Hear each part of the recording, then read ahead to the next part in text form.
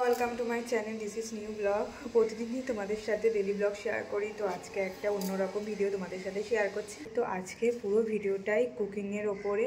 তো রেসিপিটা হচ্ছে মোচার কোপ্তার কারি। তো চলো, 30 মিনিটসের মতো এটা ম্যারিনেট করা রয়েছে। এখানে রয়েছে মুসুর ডাল বাটা, সিদ্ধ করে রাখা মোচা, কাঁচা লঙ্কা কুচি, পেঁয়াজ কুচি, ধনেপাতা কুচি, আদা বাটা, জিরে গুঁড়ো, লঙ্কার গুঁড়ো, স্বাদ মতো গোলমরিচ আর নুন।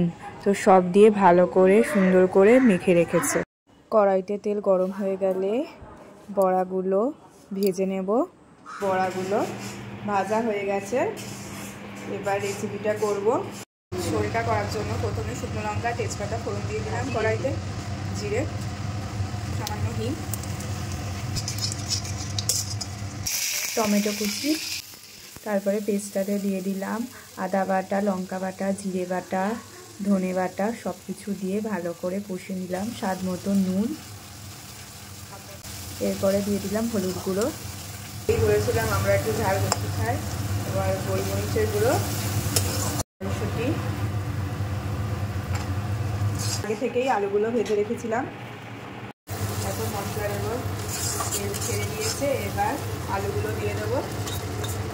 আলুগুলো দিয়ে একটু নাড়াচাড়া করে কষানো হয়ে গেছে, আমি একটু জল দিয়ে দেবো। ঢাকা দিয়ে রেখেছি। বড়াগুলো ভেজে রাখা বড়াগুলো দিয়ে দিলাম। কি সুন্দর কালারটা হয়েছে। সামান্য ঘি, গরম মশলা ফ্লেভারের জন্য। নামানোর আগে আমাদের গাছে যে সুন্দর ধনেপাতাগুলো হয়েছিল সেটা দিয়ে দিলাম। তো আমাদের রান্না একদম ডান। রেসিপিটা কেমন লাগলো অবশ্যই তোমরা কমেন্ট করো, আর তোমরা অবশ্যই বাড়িতে ট্রাই করো, কিন্তু এই রেসিপিটা ভাতের সাথে খুব ভালো লাগে। তো বাই।